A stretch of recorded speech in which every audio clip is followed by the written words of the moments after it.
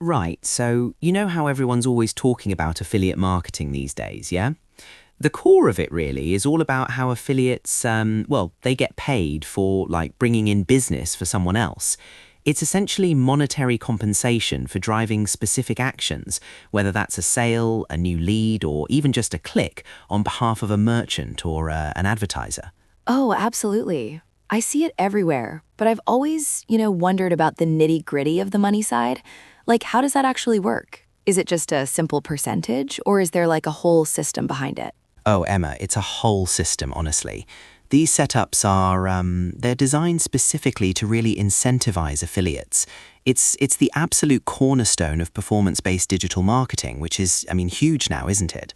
The way these payments are structured and when they actually happen is super, super critical for keeping those affiliate relationships strong and ultimately for the whole program to succeed, you know? That makes total sense. So it's not just about getting people to click, it's about like building a lasting partnership where everyone benefits. That's quite clever, actually. Exactly. And that brings us straight into the different commission models. There isn't just one way to slice the pie, you know? Affiliate programs use all sorts of models to reward partners based on the actual value they deliver. The most common one, by far, is pay per sale, or PPS, sometimes called cost per sale, CPS. Okay, pay per sale. That sounds pretty straightforward. Is it just like a cut of whatever someone buys? Spot on, Emma. You've got it. Affiliates earn a percentage of the sale price or a fixed amount for each successful purchase made via their unique referral link. It's perfect for e-commerce, linking compensation directly to revenue. Then there's pay per lead, or PPL, also known as cost per lead. Here, you're paid for generating qualified leads. Think sign-ups, form submissions, inquiries. This one's big in B2B or for services where just getting someone's contact info is super valuable. Ah, okay. So it's not always about a completed purchase. That's interesting. What about, like, just getting eyeballs on something? Is there a model for that too? There is, but it's less common as a primary structure, to be honest. That's pay per click, or PPC. You earn a commission each time someone clicks your link, full stop. No sale or lead needed. It's more for brand awareness, really, or driving traffic rather than direct conversions.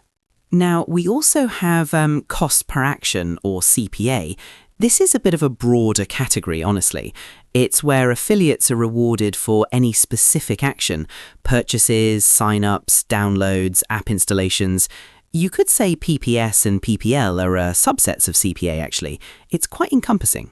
Right, so CPA is sort of the umbrella term. That makes sense. Are there any other really, interesting ones that aren't just a one-off payment? Oh, absolutely. Revenue share, or rev share, is a big one, especially for subscription services. Affiliates get a percentage of the revenue generated from referred customers, and often they keep earning for as long as that customer remains active. Then there's tiered commissions, which I really, really like. This structure rewards affiliates with increasing commission rates as their performance improves, or as they hit certain milestones, higher sales volumes, revenue targets, you know. Wow, so it's like a bonus for doing well. That's a great motivator. And what about if someone signs up for a monthly service? Do affiliates get paid repeatedly for that? They totally can. That's called recurring commissions. Again, perfect for subscription-based services. Affiliates earn not just on the initial sale, but on subsequent payments too for the duration of the subscription. And actually, an enhanced version of that is lifetime commissions, where you earn as long as that customer remains a paying user. Quite powerful, those. Okay, so we've talked about how affiliates earn money, but how does that money actually get to them? Like the actual payout process, how does that work behind the scenes? Excellent question, Emma. The practical side of things, right? It all starts with tracking and attribution. Affiliates are given these unique tracking links, yeah? When a user clicks that link and then, say, completes a desired action, the system records all the details and attributes that conversion directly to that specific affiliate. This is absolutely crucial for accurate payment. So those links are like their digital fingerprint for sales. What about if someone clicks a link today but buys next week? Does the affiliate still get credit? That's where cookie life comes in, you see. It's the duration an affiliate's tracking cookie remains active on a potential customer's device after they click a link. If the customer buys within that set time frame, say 30 or 60 days, then yes, the affiliate still earns commission. Then there's payment frequency. Payouts are usually on a set schedule, monthly, bi-weekly. Monthly is really common actually, as it allows time for things like refunds to clear before processing. Oh, so, they wait for returns. That makes sense. And I imagine there's a minimum you have to earn before they send the money? Precisely. Most programs have a minimum payout threshold. It's just to manage the administrative costs associated with processing loads of tiny transactions.